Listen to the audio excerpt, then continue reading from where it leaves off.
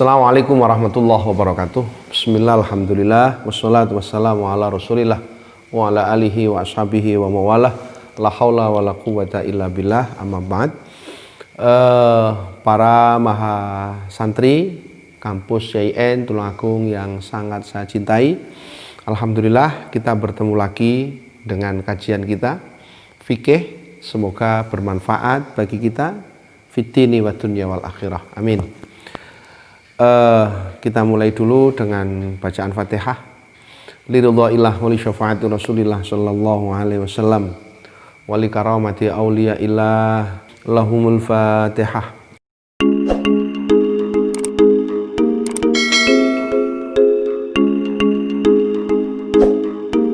Sebelum materi kita lanjutkan, ini ada beberapa pertanyaan yang ingin saya sampaikan dan ingin saya jawab di kesempatan kali ini. Pertama, pertanyaan dari Yulia Mustiharo, jurusan Filsafat Islam, dan alamatnya ada di Ploso, Jombang. Pertanyaannya, bolehkah seseorang berwudu dengan mengusap kaos kaki yang terbuat dari katun atau wol? Pertanyaan kedua, batas pengusapan khuf bagi seorang musafir itu berapa hari? Yulia yang ada di Ploso Jombang, pertanyaan kamu dua, satu tentang wudu yang dibalut kaos kaki dan tentang musafir yang pakai khuf. Iya, rukun wudu itu ada 6. Yang nomor 5 adalah membasuh kaki sampai dengan mata kaki. Air yang membasuh yang sampai kepada mata kaki ini tidak boleh ada yang menghalang ke kulit. Katakanlah nih, di kaki kamu sampai mata kaki itu satu misal iku ono pulute, ada getah atau ada bekas cat, satu misal ini, atau kunirnya kuning yang ada bekas klet itu ya, yang klet itu yang sudah bukan cair, kunir yang masih klet itu ya, itu kemudian melekat di kaki kamu, melekat di tangan kamu, maka ini tidak dihukumi sah wudunya, sehingga tidak boleh ada sesuatu yang menghalang masuknya itu. Nah, pertanyaan kamu, bagaimana kalau ada orang wudu yang kemudian pakai kaos kaki, hanya diusap kakinya, diusap kaos kakinya, boleh apa tidak? Ya, pertanyaan ini. Nah, pertanyaan kamu ini berarti terkait dengan persoalan khuf. Sehingga sederhananya, kalau khuf itu kan orang ketika wudu, selesai wudu, maka begitu pakai muzah, maka dia di dalam berwudu cukup dengan mengusap muzah. Bolehkah status kaos kaki itu disamakan dengan muzah? Tidak boleh. Ya, tidak boleh.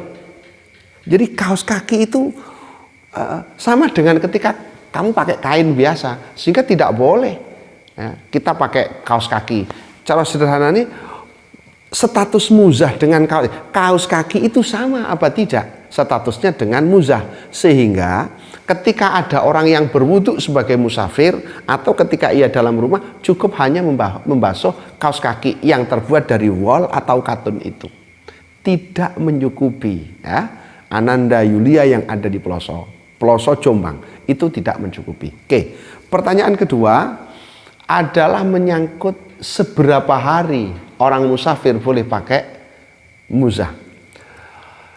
Pada materi yang lalu, kamu bisa nonton lagi di YouTube sebelumnya, bahwa ukuran orang pakai muzah ketika ia fil hadar itu adalah 1 hari 1 malam. Orang yang dalam bepergian itu adalah 3 hari 3 malam.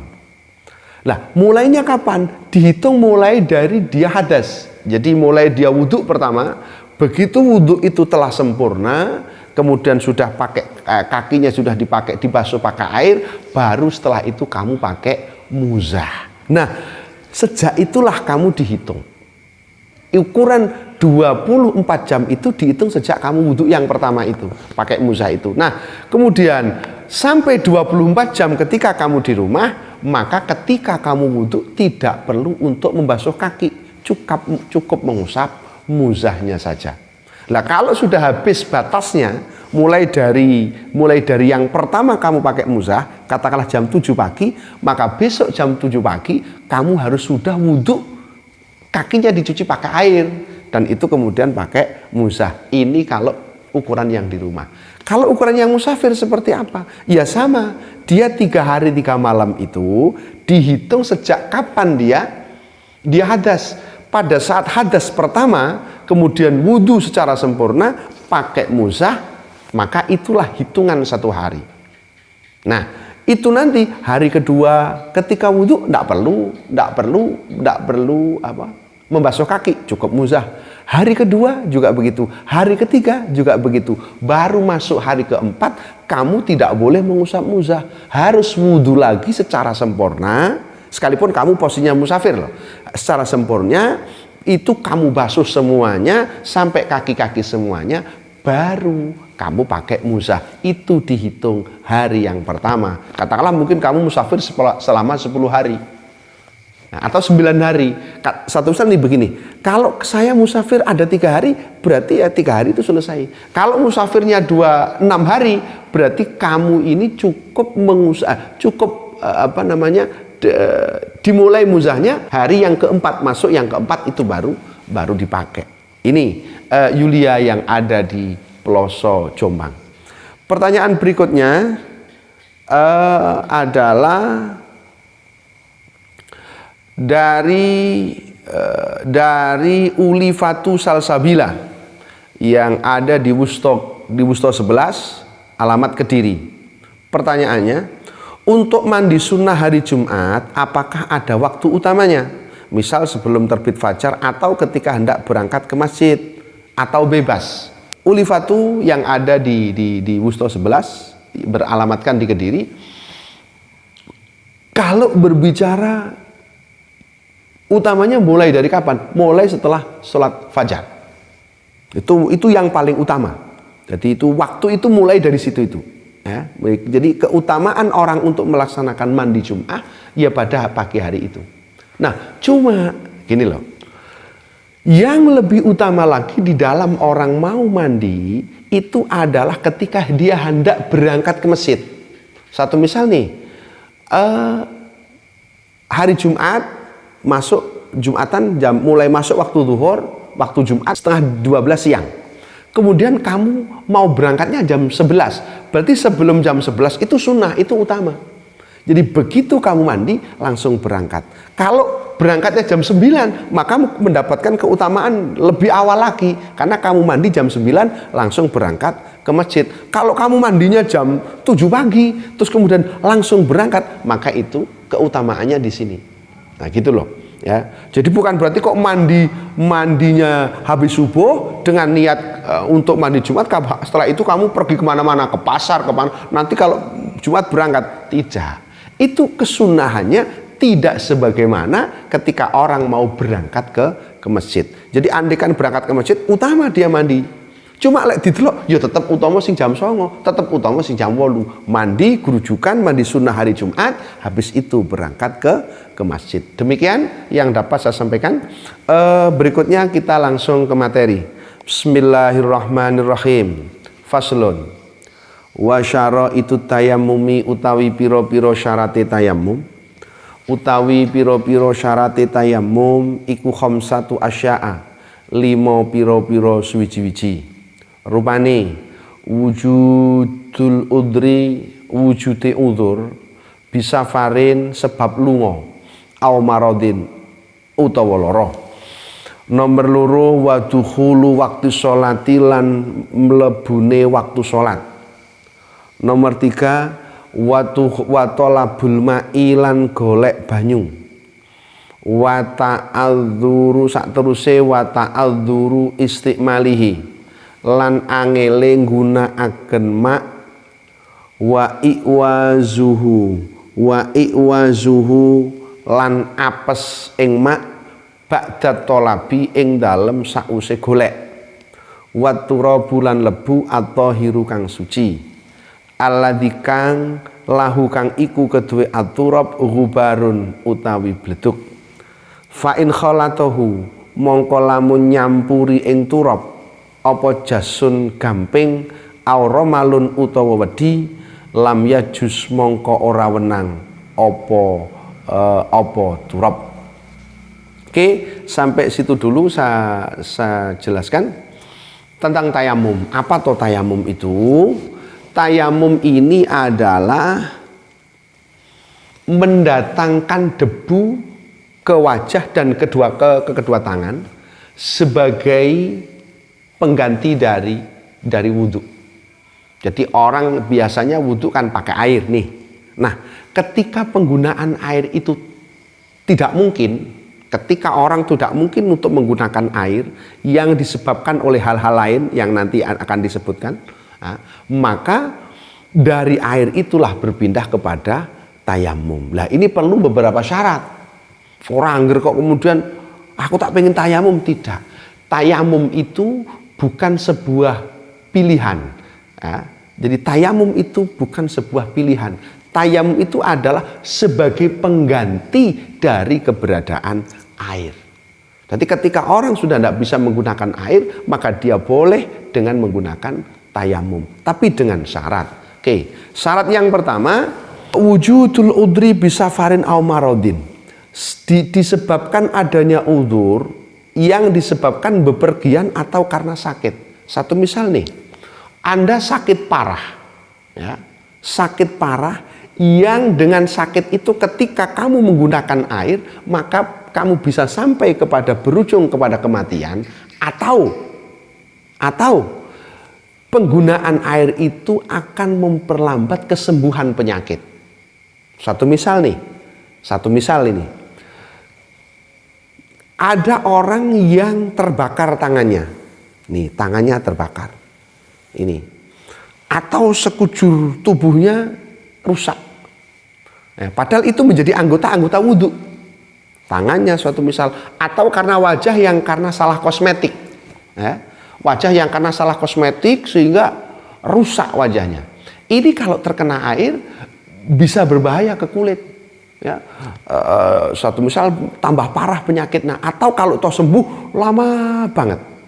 Nah, penggunaan tayamum dalam hal demikian inilah diperbolehkan menurut konsep agama.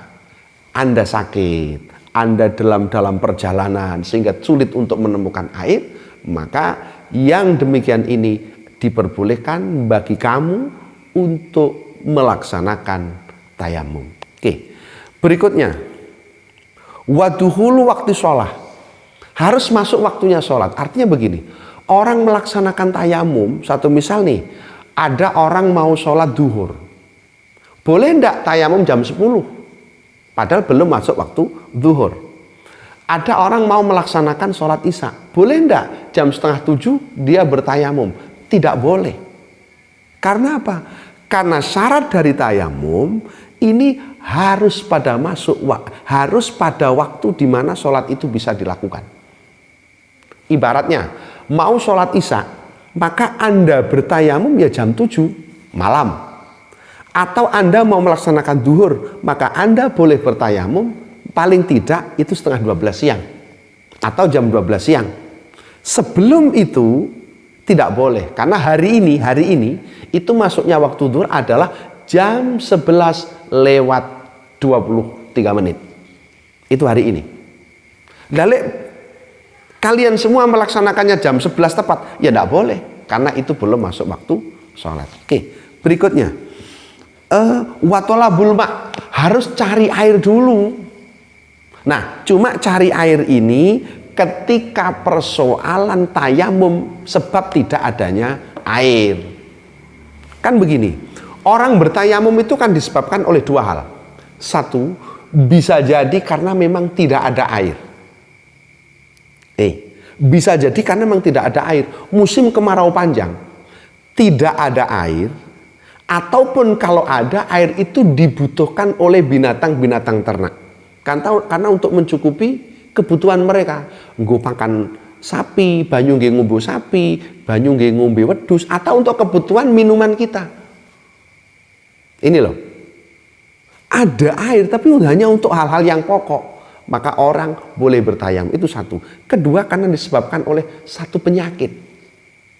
Jadi airnya banyak, melimpah-limpah. Tapi karena orang ini berpenyakitan yang sebagaimana saya sampaikan tadi, andaikan digunakan berujung pada kematian atau memperparah kondisi penyakit, maka orang boleh bertayamum. Sekali lagi, tayamum satu karena tidak ada air, atau kalaupun ada dibutuhkan untuk hal-hal yang pokok.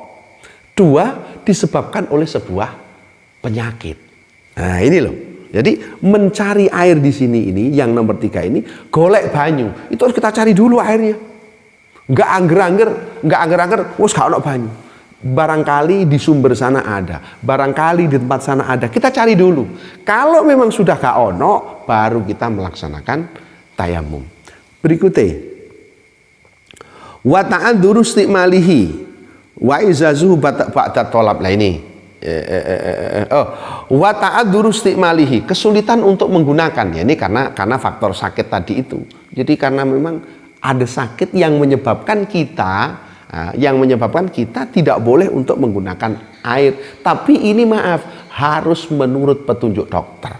Nggak oleh, gak oleh banyu, tidak. Anda harus konsultasikan dulu dengan dokter. Ini gimana dok penyakit saya? Oh jangan pakai air. Ini lama nanti sembuhnya. Ini yang tahu, ini orang medis. Maka kita konsultasikan kepada yang ahlinya. Oke. Yang berikutnya wa'iwazuhu ba'da tolab. Jadi air ini sulit, jadi menemukannya sudah gak enak. Golek nang kono gak ono, golek nang kono ono, gak ono nang kono gak ono, maka kita baru bertayamum. Sak teruse waturab at-tahir alladzi lahu gubar. Berikutnya harus pakai turab, harus pakai bleduk. Jadi debu, ya, jadi beletuk itu biasanya yang ada di kaca-kaca, ya, di kaca-kaca itu biasanya kan banyak itu. Tapi yang tidak pernah dibersihkan loh, itu cukup ditempel-tempelkan saja banyak, atau di dinding-dinding itu kan gubar itu namanya. Itu boleh untuk bertayamum, atau di pasir, tidak apa-apa. Tapi pasir yang memang tinggal beleduknya saja. Tapi kalau pasir-pasir ini nih yang dari Sungai Berantas, itu kan pasir beneran, maka itu tidak boleh dipakai untuk bertayamum. Atau ada campuran gampingnya, atau ada campuran pasirnya, maka tidak boleh. Jadi murni memang betul-betul turab lahu gubar. Ini Bismillahirrahmanirrahim. Wa faraiduhu utawi pira-pira fardune tayamum iku arba'atu asya'a, papat pira-pira suwiji-wiji. Rupane an-niyatun niat, wa mashul wajhi lan ngusap wajah, wa mashul yadaini lan ngusap tangan loro, ma'al mirfaqaini sartane sikut loro, wat tartibu lan tartib. Fardunya tayamum itu ada 4. Pertama harus niat. Ya, an-niat. Sudah saya sampaikan di awal, kita niat itu harus pada permulaan ibadah. Berikutnya wa mashul wajhi, mengusap wajah lah. Jadi begitu ini. Jadi kedua tangan ini kita tempelkan di tempat yang berbeda. Tangan kanan di sini plek, tangan kiri di sini plek, ya. Kita ngambil debu plek. Ini kemudian kita usapkan ke wajah kita. Seret seperti ini. Nah, maka ini selesai. Jadi kita usapkan begini. Ini itu 1 kali. Selesai. Nah, habis itu kita ngambil lagi tapi tidak di tempat yang sama. Bab ini sudah dianggap mustakmal, harus berpindah tempat. Kedua tangan di sini, kemudian di sini, habis itu ini begini, seret, plek. Nah, selesai. Kemudian yang ada di sini begini. Nah, selesai. Hanya seperti itu cara bertayamum. Dan itu sudah selesai. Berarti Anda sudah boleh untuk melaksanakan sholat. Ini baca Al-Quran atau apa sajalah ibadah-ibadah yang memang membutuhkan wudhu. Wa sunanuhu utai piro-piro kesunahane tayamum iku salah satu asya'a, telu piro-piro suwiji-wiji. Rupane atas miatu maca bismillah, wa taqdimul yumna lan dhisikaken anggota tengen alal yusra ing atase tangan kang kiwa, anggota kang kiwa. Wal muwalatu lan nuli-nuli, wal muwalatu lan nuli-nuli. Nah, kesunahan wudu itu ada 3. Pertama, atasmiyah, baca basmalah. Jadi sebelum tayamum, ketika mau meletakkan debu, tangan di debu, plak begini, kita baca basmalah. Bismillahirrahmanirrahim. Oke. Yang nomor 2, takdimul yumna al yusra, dahulukan anggota yang kanan daripada yang kiri. Cuma kalau wajah bersamaan. Ya, karena wajah itu yang kiri tidak bersamaan. Nah, untuk yang tangan kita dahulukan tangan kanan, yang kiri kemudian baru yang kiri. Itu sunnahnya. Kemudian mualah, nuli-nuli, artinya antara basuhan wajah dengan basuhan kedua tangan itu tidak ada jeda yang lama. Itu sunnahnya. Tapi andaikan dikasih jeda juga tidak masalah. Cuma kamu kehilangan kesunnahan. Walladzi utai perkara yubtilu kang batalaken apa ladzi at-tayammuma ing tayammum iku salah satu asya'a, telu pira-pira suwiji-wiji.